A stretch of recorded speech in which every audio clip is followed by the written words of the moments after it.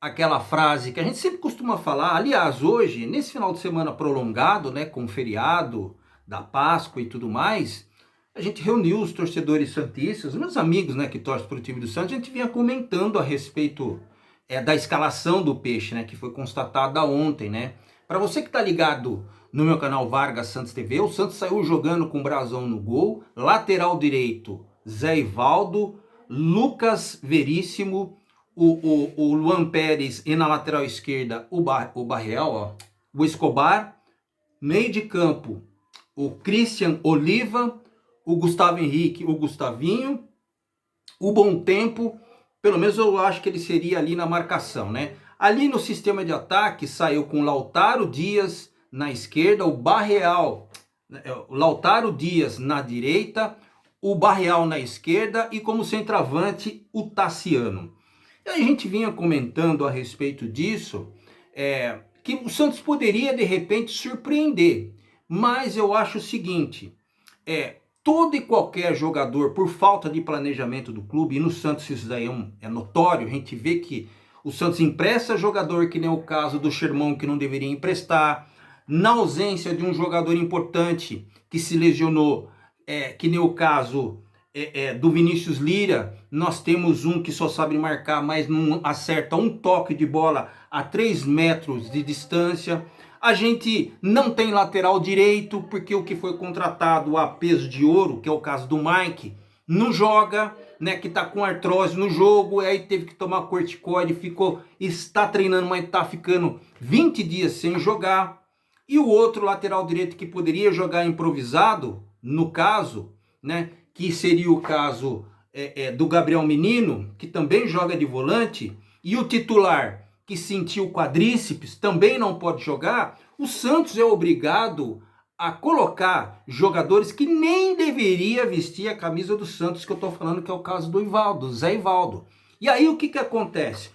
A gente já tem uma certa desconfiança a respeito de alguns jogadores do time do Santos, né? A gente fala que não deveria vestir a camisa, mas isso é profissional, tá, pessoal? A gente não vai misturar aqui a respeito da parte pessoal do jogador. Eu estou falando a respeito daquilo que aconteceu hoje dentro de campo. Das duas peças, o que me surpreendeu foi o Lautaro Dias, que fez um baita de um golaço. Você não pode falar que ele, dentro daquilo que o Cuca tentou colocar dentro de campo, marcando o time do Flamengo bem, o Flamengo não conseguiu jogar o primeiro tempo, né? A estratégia que o Cuca fez, embora eu acho que o Santos errou muitos passes, mas do meio do primeiro tempo até terminar a primeira etapa do jogo, o Santos foi superior em números de arremates no gol. O Santos frequentou muito mais a área do Flamengo do que o Flamengo frequentou a área do Santos. Então o Santos conseguiu o objetivo, se assim podemos dizer. Aí um trabalho que é feito estratégico é derrubado por uma sessão, duas sessões individuais, se assim podemos dizer. A primeira que foi do Zé Ivaldo, que ninguém tira da minha cabeça, no cruzamento que foi dado o gol pro Pedro, um cruzamento que veio de lá da direita, se não me engano, acho que foi do, sei lá, um cara que foi considerado o melhor jogador do Flamengo, até esqueci o nome dele, também não me interessa, cara. Fez um cruzamento, o Varela, acho que foi. O Varela acabou fazendo o cruzamento da direita para a esquerda, ou foi o Carrascal? Eu acho que foi o Carrascal, não me lembro. Que fez o cruzamento, e aí o Zé Ivaldo subiu junto com o Pedro, estava na frente do jogador, mas o cara é assim, o cara é zagueiro de origem, pessoal. Ele estava na área dele, dentro da pequena área, com o jogador do lado, o cara subiu na bola e ele ficou olhando, e no meu modo de ver, o gol foi dele. Tá? Deram o gol pro Pedro, todo mundo saiu comemorando, o Pedro saiu comemorando e tudo mais, e foi dado o gol pro Pedro, quando na minha realidade, quem fez o gol foi o Zé Ivaldo. Tanto é que ficou naquela dúvida, né? Lá na transmissão. Para mim foi gol do Zé Ivaldo. Tanto é que ele entregou o ouro, a paçoca, porque quando ele caiu no chão, ele fez aquela cara assim de puta, de novo fiz mercadoria, cara. Pelo amor de Deus, cara. A partir dali, o Santos ainda, depois de ter feito 1-0 com um golaço de contra-ataque do Lautaro Dias, que ganhou na corrida do zagueirão, né, deixou ele no chinelo, deu um chute que pegou lá na gaveta, não tinha como o goleiro do time do Flamengo pegar. né? E depois me toma um gol desse, cara, numa falha individual. Agora, o segundo gol que o Santos tomou, cara, que foi considerado o pênalti, onde o Jorginho acabou fazendo o gol de pênalti, do Barreal não pode fazer isso, cara. Não pode segurar um cara, isso é coisa de juvenil, cara. Segurar o cara dentro da área. Ô, peraí. O Santos está jogando com o Flamengo, que tem uma força política gigantesca, depois de estar perdendo, que perdeu de 3-0 na quinta-feira. Os caras precisavam ganhar de qualquer maneira. O Arrascaeta que estava na jogada, ele fez mais um malabarismo, mas o Barreal segurou ele sim. Mas peraí, cara. Pô, o cara destruiu um trabalho que foi feito assim praticamente perfeito no primeiro tempo, tanto ele como o Zé Ivaldo, porque depois disso daí o Santos não conseguiu mais jogar bola. O Cuca demorou, de repente, para substituir o Bom Tempo, para mim não jogou absolutamente nada. Eu não sei se na relação estava o Miguelito, mas se estava, a preferência foi dado, inclusive, pelo Roleiser, que é um jogador que joga 15 minutos, depois ele cansa, cara. Ele coloca a mão na cadeira. Eu não sei, esse cara tem um problema físico violento e ninguém consegue descobrir o problema que esse cara tem. Ele entrou no jogo, deu um tapa aqui, ali, foi, pô, agora o cara vai entrar, né? Cara, um dos caras, acho que se não for o cara que custou mais caro para o time do Santos, que o Santos comprou ele, o cara não consegue jogar. O cara não consegue se manter ativo dentro de campo. Ô, cara, isso daí é brincadeira. O Santista não vê isso, quer dizer, a comissão técnica não vê isso. Os médicos do time do Santos, o pessoal da fisiologia não consegue ver isso, que o cara não consegue correr.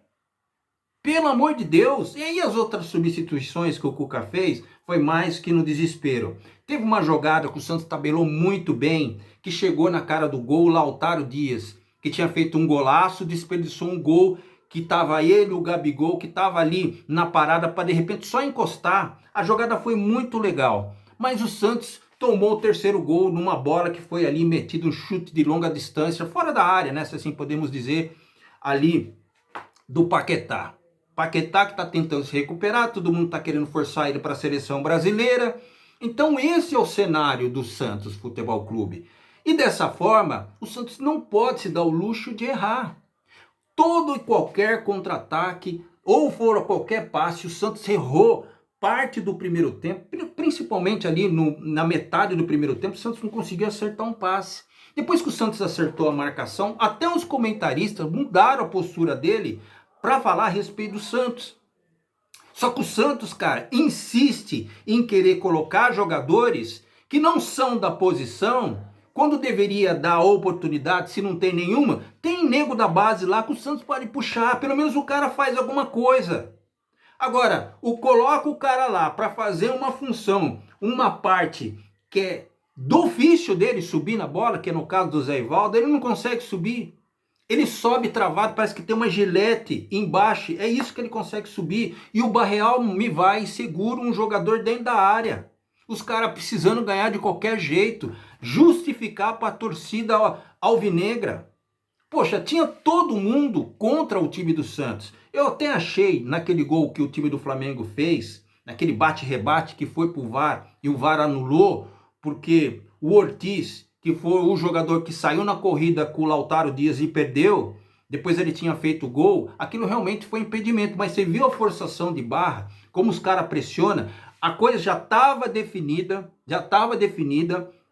aí o Daronco teve que novamente conversar com o VAR para eles explicar, para falar de repente lá, pro Arrascaeta e os outros jogadores que ali estavam para poder justificar. Cara, não deu.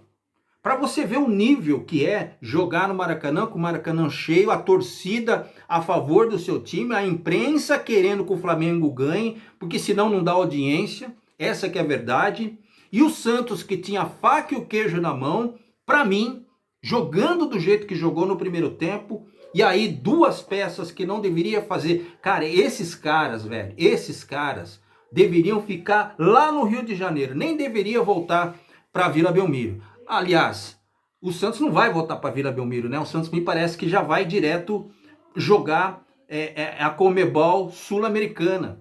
O Santos não vai voltar para Santos. Vai ser uma ligação, uma conexão para lá.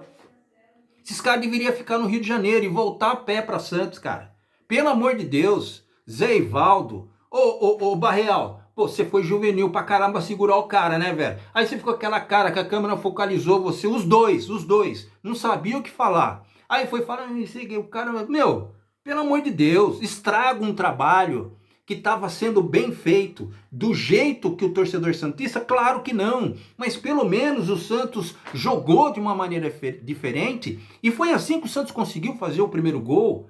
Se o Santos tivesse consolidado a vitória do 1-0 que o Santos tinha feito no time do Flamengo, o Santos estava na 8ª colocação, cara, 8ª colocação. O Santos de 10 ia pular para 13, ia passar um monte de time ali na zona intermediária. Essa seria a colocação, o Santos ia dormir muito bem, ia fazer um jogo mais tranquilo. Pelo amor de Deus, não dá. Ó, não sei qual será o seu comportamento quando você vê esse conteúdo aqui. Ou você vê outros que falam a respeito do Santos. O meu é de decepção. O Santos foi colocado à prova hoje por jogadores que não merecem vestir a camisa do Santos pelas atitudes que fez hoje. Principalmente o Zé Ivaldo. Como é que chama? O Barreal, pelo amor de Deus, foi juvenil pra caramba. E o Zé Ivaldo nem se fala, né, gente? A cara dele, não precisa nem falar se ele falhou ou não. Ele entregou ouro. Se inscreva no canal, ative todas as notificações, dê o seu like que é importante e faça aí os seus comentários. Meu nome é Vargas Joaquim. Abraço para você e até o próximo conteúdo. Tchau, pessoal. Tchau.